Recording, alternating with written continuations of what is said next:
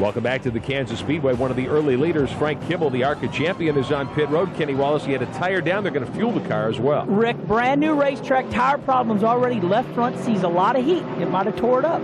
So under green, Kimmel has to give up great track position and come to pit road for tires and for fuel. Might be able to do this one in just one stop. Let's find out more from Brent. A handful of the pit crews came down to the pit of Frank Kimmel to take a look at this blown tire, and it is totally shredded.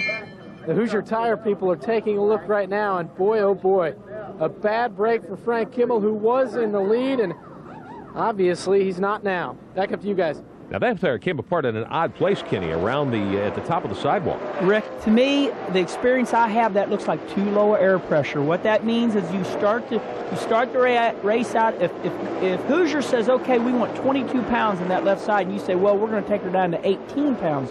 That means it works the outside of that tire really, really hard. Looks to me like too low of air pressure.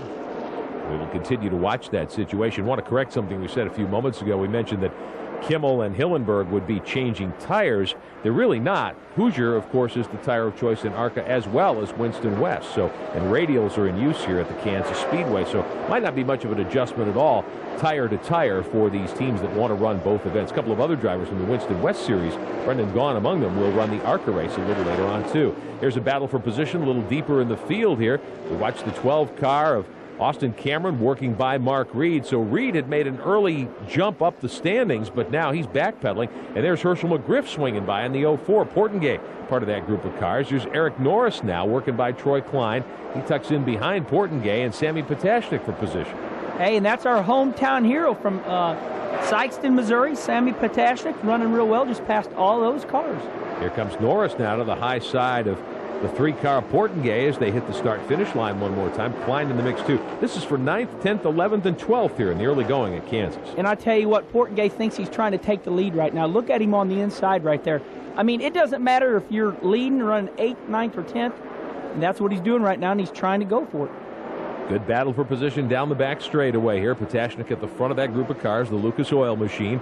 Portengay with him. Norris, who finished second at Laguna Seca a couple of weeks ago. And then the 11 of Troy Klein. They're starting to put some distance now on Klein, but you've got 3 cars nose to tail coming through the trioval.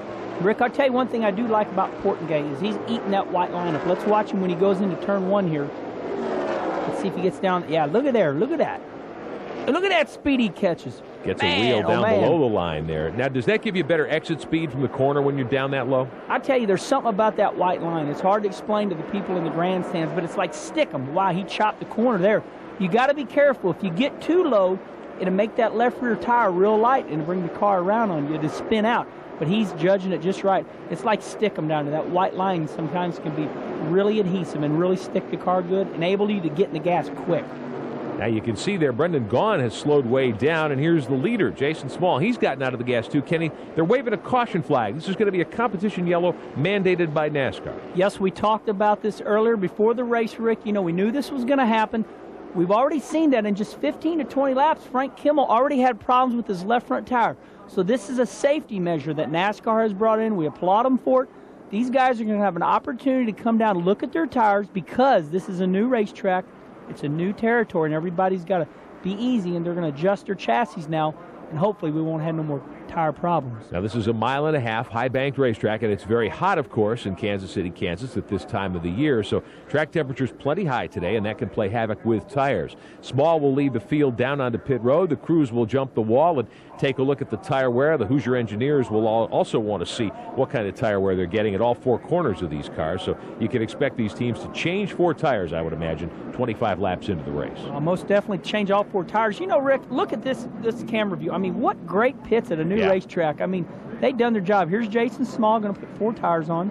He'll come to the attention of his crew. A wide pit road really helps you on exiting pit road, doesn't it? Well, I tell you what, we learned so much through the years. You know, the racetracks built 80 years ago, we say, man, we can't even get into pits. And now look at all this room. Plenty of room for Brendan Gaughan and Small. We'll come back with plenty more at Kansas City. We are back at Kansas Speedway, the Kansas 100, the 8th stop of the 2001 NASCAR Winston West Series Tour here on Fox Sports Net. Mandatory caution, a competition yellow thrown after 25 laps. Field comes in to check tires, change tires. I'm sure everybody took advantage to get a little gas, too. Here's the 23 at Brandon Ash, one of the first cars off of pit road, Kenny Wallace. I'll tell you, either that was a lightning-fast pit stop, or he might have pitted earlier and just taken on right sides at that time. But nevertheless, he's got great track position. Jason Small had been the leader when the caution came out. He is not the first car off pit road, not by a long shot. He's right ahead of Troy Klein's machine, the red and white 11 car. Looks like Ash will be our restart leader here in a couple of moments as they fall in behind the safety car, getting ready to go green. Young Brandon Ash, one of the strong young pilots on the NASCAR Winston West Tour. Ash drives that 23 car with a lot of success out of Umpqua, Oregon, the United Western Grocers Ford Taurus. And there is Small in the Ken Small Construction Chevrolet. Sponsor needed, I guess you'd say, on that very clean-looking race car. And Portengay in the Roto-Rooter number 3. Now, Portengay will start on the restart pole. He was first off of pit road. Yeah, let's talk about that for a minute. I'm not so sure Portengay pitted. I think what happened is he pitted around lap 10. I think he came in. He knew they were going to have this mandatory caution. And I think he came in, he put 4 tires on, said, how did those tires look? Now he's sitting there leading the race because he didn't come in. And as such a handling guru as he is, working on shock absorbers, building them himself, he may well come up with a setup here that is not as abusive to the tires as some of the other teams are. That's right. You know, I think you're right. I think he knows what the track needs. He's got a lot of friends on the East Coast, Winston Cup drivers. He's saying, hey, what do these tracks, what do they need, what do they take? You know, and he's doing a great job. You know, let me go back, okay? NASCAR said we're going to throw the caution at lap 25, give everybody an opportunity. I said mandatory. It's not a mandatory. It doesn't mean you have to come down pit road. What they're saying is, hey, we're going to give all of you an opportunity to come in. So he didn't have to come in. Yeah. Well, Portengay will restart in front of John O'Neill in the 1 car. He lines up in second, and there's Kimmel, a lap down on the inside row. He's at the head of the inside column of cars there in the 46. Good chance, though, for him to get his lap back. Well, I was just going to say, Rick, I start laughing to myself. I can't help it. I just know this 46 is going to check out. I mean, he's been fast and wicked fast at that. Kimmel being shown right now back in 21st spot of the 24 cars in the field, and that is an uncharacteristic place to find the driver of the 46 machine. Ready for the green to reappear on lap 28. 72 to go. Green is in the air. We're back underway at Kansas Speedway. And there goes Kimmel right by Portengay at the drop of the green. And that's one thing you got to say about Kimmel. Not just do his cars handle good, but I mean, he's even got great transmission and good restart capabilities. We said he was fast. Look at this. Opens up 6 or 7 car lengths on Portengay right off the get-go. Now Brandon Ash has moved around John O'Neill's machine to take over second spot as well. Here comes the rest of the field battling down into turn 3. Man, this looks like a heat race at your local short track. 2 by 2 going into 3. That's exciting. Potashnik on the inside there in the 65 machine. Other cars in the mix. You've got Austin Cameron in the 12 right in there with that group of cars. And Eric Norris is hanging around in there too, battling back for 7th, 8th, 9th, and 10th spot. Wow, Austin's tough. Look at him on the outside there of our local hero once again. Johnny Borneman sticking the nose of the 8 car in that group of traffic as well, as these guys battle for position back. Actually, this starts at 5th and goes all the way back to about 15th spot. You've got a great battle going on there. Yeah, Potashnik holds them off going into 3 there. You know, this is one thing about this racetrack I thought was going to happen. It's starting to happen, Rick. You know, the track, the competition's closing up. Everybody's getting ready to figure this whole place out.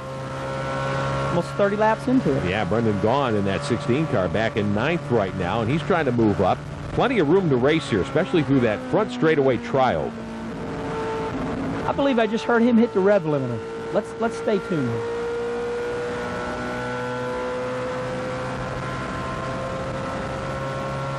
Wide open down the backstretch. Did it sound like he's bumping the rev limiter there going into 3? You know what? It sounds a little rough to me. I think he's fine. You know, sometimes you try to really, you know, it's neat to have those in-car cameras. Absolutely.